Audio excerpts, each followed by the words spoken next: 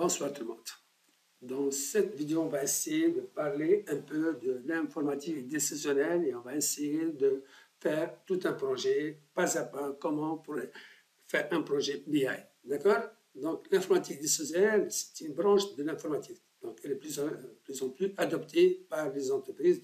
Ici, en Tunisie, par exemple, il y a pas mal de facultés qui sont spécialisées dans le BI et il y a pas mal d'étudiants qui sont venus me voir pour des projets de fin d'études. Dans ce contexte, je veux faire toute information sur le Power BI et sur le Business Intelligence, en particulier le Power BI.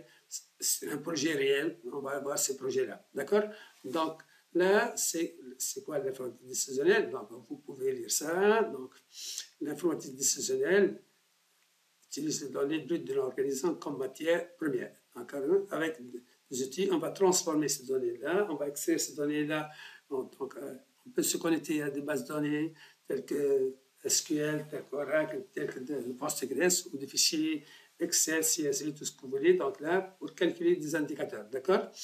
Donc, cherchez les avantages là de prendre les meilleures décisions, son entreprise, la mise à jour de données automatique. D'accord?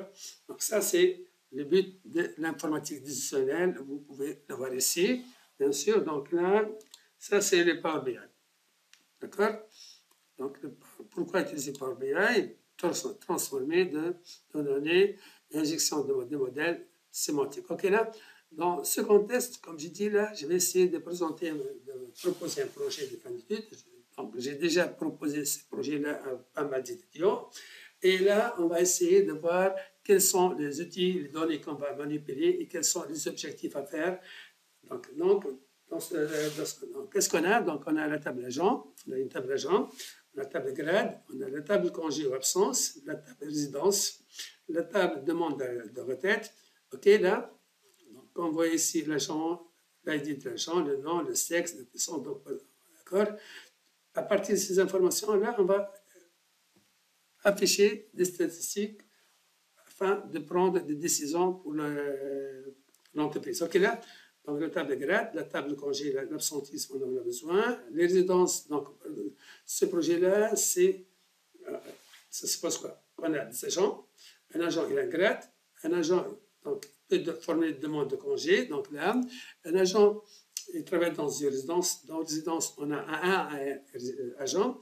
On a les demandes de retraite pour les agents. Donc, les agents peuvent formuler une demande de retraite, etc. D'accord? Et là, l'objectif du projet est d'analyser les ressources humaines et les opérations en mettant particulièrement sur l'accent sur les besoins en personnel. Parce que l'objectif principal pour moi, c'est de définir les besoins de personnes en personnel pour l'ensemble des structures dans l'organisme dans lequel je travaille ou pour n'importe quel organisme. D'accord? Donc, dans le but d'optimiser la gestion de ressources humaines, les opérations au sein de l'organisation pour atteindre cet objectif. D'accord? Donc, voici l'objectif. Analyser les données, le départ à la retraite pour comprendre les tendances, anticiper les besoins futurs, c'est-à-dire on va analyser la retraite, surtout donc, pour pouvoir planifier les besoins en ressources humaines, évaluer la répartition des gens par sexe, grade, pour comprendre la structure démographique des gens, surtout, d'accord? Hein? Calculer la moyenne d'âge des agents par grade pour mieux comprendre la démographie de l'organisation. On peut aussi évaluer la répartition des gens par ancienneté pour voir la tendance à la retraite des agents, c'est-à-dire si le bureau, la résidence, la moyenne d'âge, d'accord? Parce que là, quand on a un ensemble d'agents qui sont âgés au-delà de 50, c'est-à-dire la structure elle devient vieille, donc il faut pousser un son de haut dans la structure, d'accord? Comparer la performance des résidences en fonction des chiffres d'affaires, d'accord? Parce que là, j'ai dit, là, il y a, vous voyez ici, nombre de transactions, chiffre d'affaires par résidence, d'accord? Le nombre de gens, le nombre de guichets, le nombre de transactions, donc là, ça va me permettre de faire une comparaison entre les structures pour voir quelles sont les résidences qui ont besoin d'agents de plus, d'accord? D'accord? Là, analyser par la situation familiale pour comprendre les besoins en politique de ressources humaines. Visualiser l'évolution de l'équipe des agents au fil du temps pour détecter les tendances saisonnières, des pics d'activité. C'est-à-dire, on a des pics, pour bien répartir le dispatching des agents, il faut avoir les pics d'activité du bureau. Là, j'ai demandé, là, j'ai mis l'information, heure des pics. Dans quel intervalle de temps l'agent est bourré des clients. OK? Aussi, on a le taux de satisfaction des clients. Donc, ça, c'est des informations qu'on va apprendre. OK?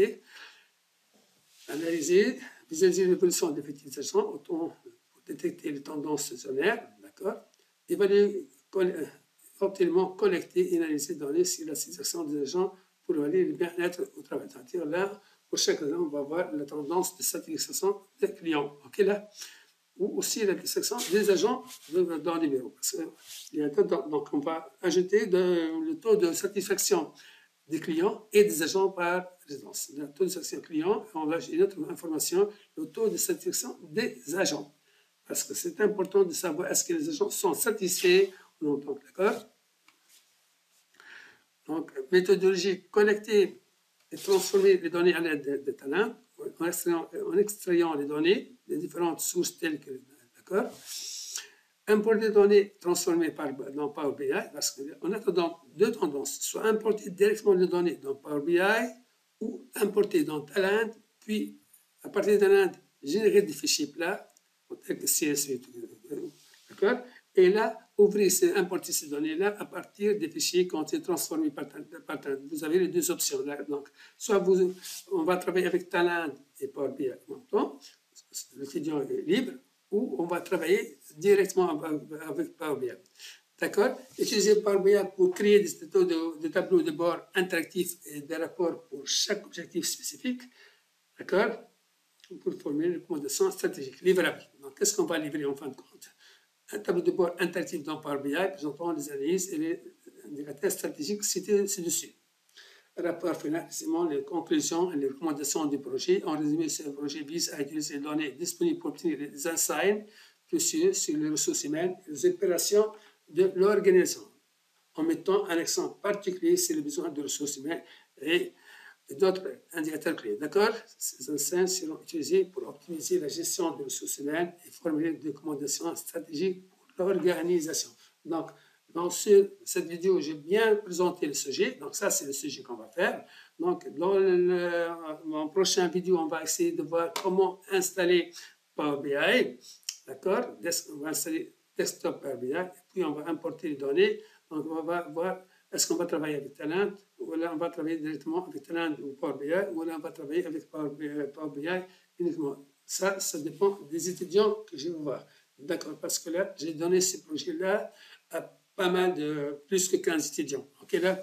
Donc, ils sont répartis dans des facultés différentes ici en Tunisie. Et là, ce projet peut être aussi fait, élaboré par des étudiants qui ne sont pas des Tunisiens en Afrique. Donc, quand vous pouvez prendre ce projet-là, vous contacter et là, on peut faire ce projet avec Google Meet. OK, merci, bonne soirée et à la prochaine vidéo.